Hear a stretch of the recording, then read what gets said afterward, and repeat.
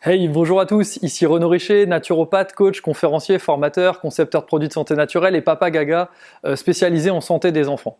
Aujourd'hui, je reviens vers vous avec un sujet important, le sujet des traitements naturels pour les enfants, des remèdes naturels. Vous connaissez la phytothérapie, l'aromathérapie, l'homéopathie, etc., etc. Et souvent, une question qui m'est posée, c'est est-ce que c'est vraiment bien pour les enfants? Est-ce vraiment efficace? Quoi en pensez, Renaud? Donc, avant toute chose, si ce n'est pas encore le cas, pensez à vous abonner à la chaîne, pensez également à télécharger le e-book sur les 7 raisons qui fragilisent la santé et l'immunité de nos enfants et qui les rendent en fait tout le temps malades. Je vous mets le lien sous la vidéo, vous apprendrez beaucoup de choses et surtout ça vous permettra de partir avec une base solide pour qu'on puisse ensuite ensemble amener des éléments à ce moulin-là et vraiment faire en sorte que vous vous libériez de cette présence de maladies courantes récurrente, permanente, tous les jours, tous les mois, etc., etc. Donc au sujet des traitements naturels, je vous l'ai dit, souvent on entend que l'homéopathie, on entend la phytothérapie, on entend l'aromathérapie pour les enfants, on entend pas mal de choses. J'ai rien contre, absolument rien contre. Je ne dis pas que c'est ce que je vous conseille et je ne dis pas que c'est ce que je vous déconseille. Je pense que c'est à vous de faire votre choix. Par contre, ce que je voudrais vous rappeler, c'est que souvent quand on a dans son armoire à pharmacie, qu'elle soit chimique ou naturelle, des solutions à des problèmes, en fait ça nous empêche de se dire qu'il faut trouver la solution à la cause et à l'apparition de ce problème. C'est vraiment important en fait. C'est comme si je vous dis votre évier se bouche parce que vous laissez tomber des choses dedans qui se colmatent et en fait vous avez du Destop chez vous ou bien toute autre marque de produit qui va en fait venir cramer vos canalisations pour éradiquer un petit peu tout ce qui stagne dedans. Vous n'avez pas besoin de faire attention. Par contre, si demain vous n'avez plus cette solution et que c'est un vrai bordel pour vous, si vous mettez dos au mur et que vous n'arrivez pas à déboucher votre évier, qu'une fois qu'il est bouché c'est foutu, vous savez plus comment faire, en fait vous serez obligé de trouver le fameux petit micro-panier qu'on met à l'endroit de l'évacuation de l'évier parce que vous voulez éviter que toute chose qui puisse obstruer vos canalisations tombe dedans. En fait, moi mon but c'est de faire ça avec vous et la santé de vos enfants, c'est vraiment vous aider à comprendre que si on remédie aux causes qui entravent la santé, en fait, la santé s'exprime et l'enfant n'a besoin de rien. Il y a un truc qui me fascine, c'est à quel point les gens passent du tout chimique au tout potentiellement naturel et alternatif, en fait en faisant exactement la même démarche. C'est-à-dire que c'est des produits qui n'ont rien à voir, qui n'ont pas la même vocation, et malgré tout, on va appliquer la même stratégie en essayant de transposer. Et je pense que dans la vie, il ne faut pas transposer ce qu'on connaît avec quelque chose d'autre. Vraiment, je l'ai appris à mes dépens, croyez-moi, c'est quelque chose d'extrêmement important de se libérer en fait de ça. Et donc, si vous voulez, en matière de produits naturels et de traitements remèdes naturels, comme on les appelle, ce qui est très important, c'est comprendre que c'est pas plus naturel et naturopathique et sain de faire prendre 15 sortes de granules homéopathiques à un enfant toute l'année sous prétexte qu'il faut le rééquilibrer sur ci, sur ça, que de lui donner du paracétamol ou n'importe quel cachet ou médicament pour faire tomber sa fièvre. En fait, les deux sont pas naturels. Quand j'entends par exemple qu'on fait tomber la fièvre d'un enfant avec un médicament alors qu'il a 38 de fièvre, en fait, il y a des pays où en fait, franchement, si l'enfant n'est pas brûlant, ils ont même pas de thermomètre chez eux, ils n'en savent rien. La fièvre fait le travail et redescend et le corps est guéri. Nous, on a tendance à contrôler ça de façon systématique. Moi, je le fais pas chez moi, mais les gens le font de façon systématique, m'en parlent. Et c'est vrai que ça nous fait plus peur puisqu'en fait, on est dans l'interprétation de l'observation qu'on a. L'observation, c'est la température qui s'affiche sur un thermomètre, le chiffre en fait qui n'est qu'un chiffre et que finalement des fois on a un chiffre qui est élevé mais un comportement de l'enfant et un état de l'enfant qui est relativement bien alors que des fois on a un chiffre qui est normal et un enfant qui se sent pas bien et qui est complètement patraque. Donc la fièvre en fait est un indicateur mais c'est surtout quelque chose qui vise à la guérison et je pense qu'il faut éviter de faire tomber la fièvre que ce soit par des moyens chimiques et des moyens naturels. Bien sûr lorsqu'on est dans des fièvres très aggravées, que l'enfant a une très mauvaise vitalité, qu'il est dans un état corporel, psycho-émotionnel, au niveau de la période dans laquelle ça se produit, tout ça n'est pas bon, tout ça est dans un très mauvais état, et que l'enfant vraiment sombre dans des conditions physiques, une expression de sa santé qui vraiment démontre que là il y a urgence. Naturellement, prendre des médicaments ou des plantes selon vos convictions ou des huiles essentielles, c'est indispensable parce qu'on ne va pas prendre le risque en fait d'entraver vraiment la vie de l'enfant et de le laisser en fait dépérir. Par contre, focaliser en fait sur des médicaments ou des plantes ou des produits naturels très rapidement alors qu'on n'a même pas remédié aux causes et parce qu'on a l'impression qu'il y a une bricole qui est en train de se manifester, demandez-vous en fait qui avait peur et qui a eu besoin d'agir? C'est vous qui avez peur et qui avez besoin d'agir, vous en tant que parent, en tant que grand-parent. Des fois même en tant que parent, vous vous sentez serein, vous trouvez votre enfant un peu fiévreux, mais en bonne santé, donc il n'y a pas de souci.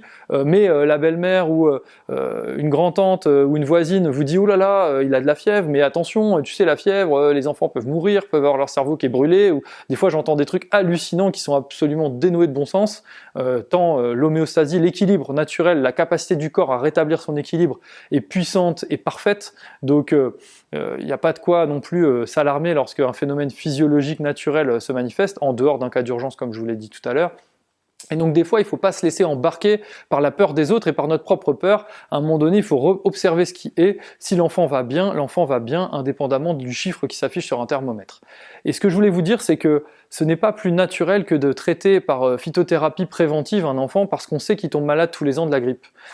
C'est pas la peine non plus de traiter en aromathérapie préventive un enfant qui est en ce moment dans une classe où tout le monde attrape la gastro. Je vous mets ma main à couper que si votre enfant, vous arrêtez les causes qui entravent son immunité et qui fragilisent en permanence l'expression parfaite de sa santé, il pourra être à table avec des enfants qui ont la gastro, qui vont tousser en sa direction ou qui vont le toucher et lui donner avec les mains la charge en fait virale et bactérienne des potentielles maladies auxquelles l'enfant sera exposé. Je vous garantis qu'il ne se passera rien et que s'il se passe quelque chose, ce sera une fois de temps en temps et ça sera complètement anecdotique. Voilà.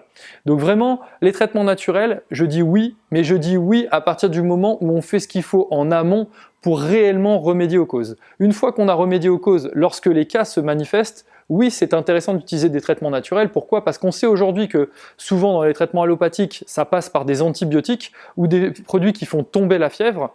Et ces choses-là, en fait, sont des choses qui peuvent aussi en partie dérégler le corps. On connaît aujourd'hui l'importance de la flore intestinale, ce qu'on appelle le microbiote. Il y a énormément d'études scientifiques qui tombent par rapport à ça.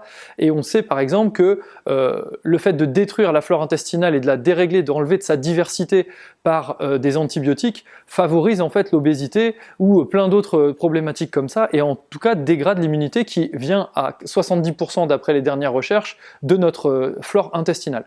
Donc ça c'est fondamental en fait de faire en sorte d'éviter ces produits au maximum. Je ne suis pas contre que vous ayez besoin d'un antibiotique lorsque vous êtes dans un cas aigu d'urgence, ça relève complètement de l'allopathie et la médecine à ce moment-là est très compétente et saura vous traiter. Par contre, utiliser ça par défaut alors qu'on n'a jamais remédié les causes et qu'on n'a pas essayé quelque chose d'un petit peu plus soft avant, je trouve ça un petit peu dommage de foncer tête baissée. Donc vraiment faites étape par étape et dès que vous sentez que ça devient compliqué et qu'il va y avoir, non pas urgence, mais que là ça dépasse un truc que vous pouvez maîtriser en interne dans la famille, dans le cadre familial, passez par un professionnel de santé compétent, parlez-lui de vos doutes et de votre inquiétude par rapport à la situation et il saura vous conseiller le protocole médicamenteux ou autre qui va bien avec.